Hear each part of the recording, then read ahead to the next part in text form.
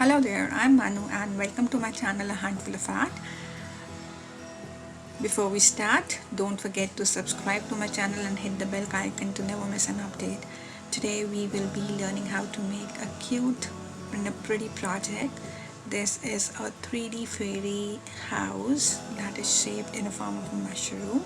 I hope you like the video and let's get started.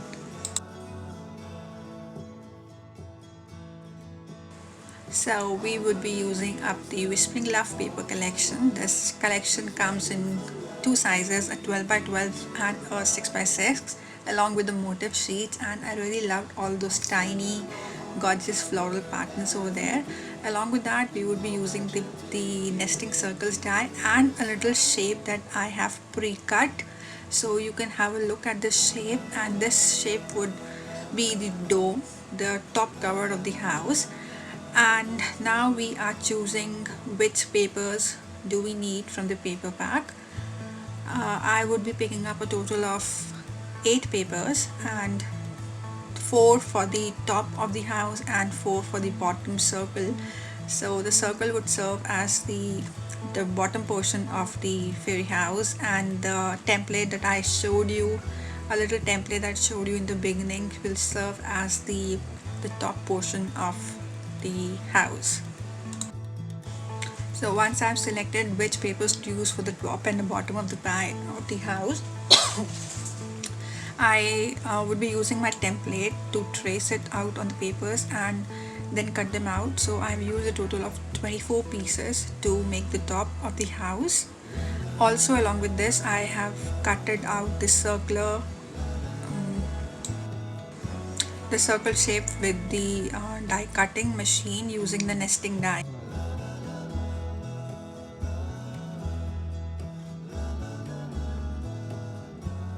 So I have the circle die cuts, the 24 of them that I have die cutted, along with the 24 pieces of the top of the house, which I have cut it out after tracing the template on the paper. What we would be doing next is we would be scoring them each in the middle and then folding them along the scored line.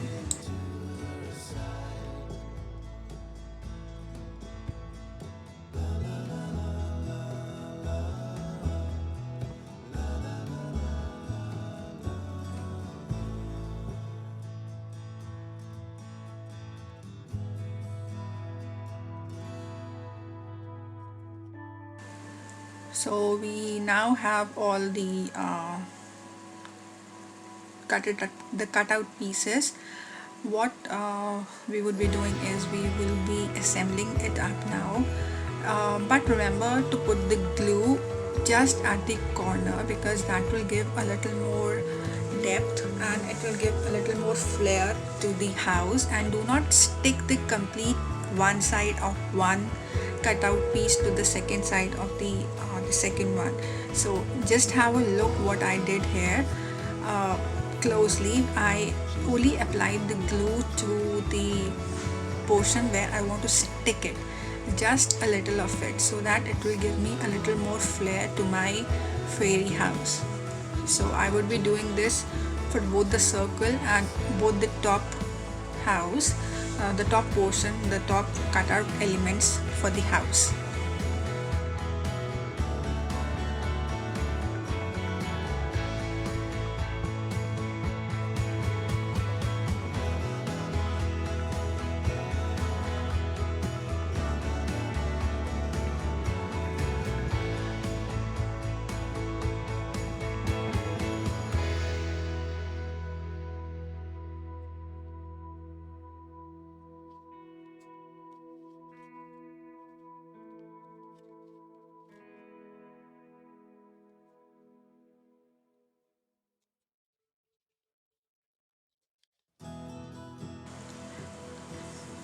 So you can see the little difference, what the little difference it comes to when you stick both the sides together and when you stick just the edges together. This one gives me a little more flair, and once it's done I would stick the two opposite ends together so that it gels well. The similar thing is what I will do with the circular type.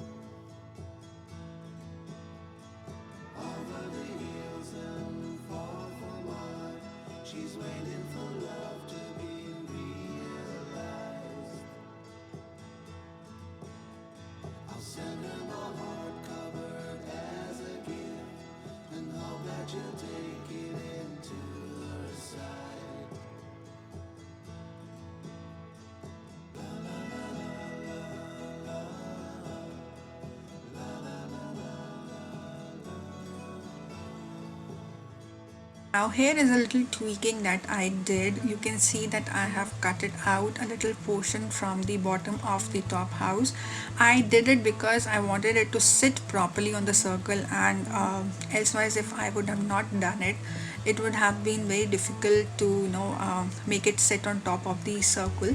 So after I had glued it, I realized this, so I went ahead and uh, did all this cutting. It took me a little time, but then I really wanted to make the difference, and I didn't want it to slide down the fairy house.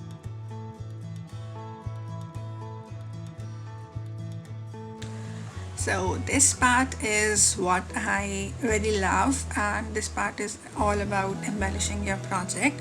So the base is ready, and I already have the pre-cut uh, motif sheet. I normally cut out a little of the motif sheets before I start my projects, and I do that whenever I get a little free time, so that I do not have to go back and hold my project because my motif sheet is not ready. So these are all done when I have a lot of free time. So I am using the motif sheet from the Whispering Love collection, and also I've picked up a few elements from the other motif sheet like the floral fantasy paperback, and I think this little window die cut or this little frame is from the Romantic Roses collection. Try to embellish a lot on this tiny mushroom shaped house. So sit back and see how I do all the embellishing.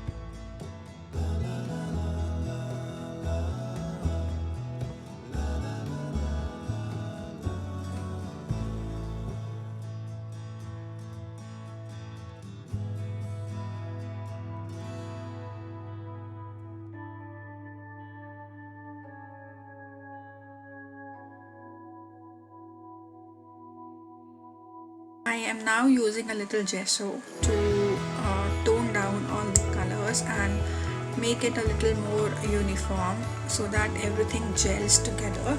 Gesso is a very versatile medium, and it can be used to prime your projects, as well as using it really tones and gels everything together on your project.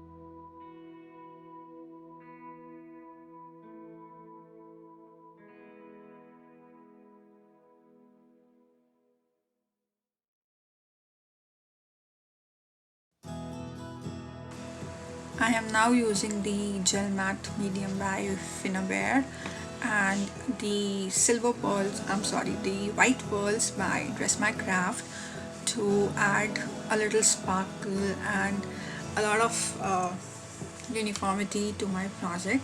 I would also be using the pink sequence from the my collection. I think it's pack of 12 solid color sequence, and it is really a must-have pack because all the colors are so nice, they are so subtle, and I'm sure you will love them all. So I am putting a little finishing touches to my project here, and I hope you really like the project and would want to try one for yourself.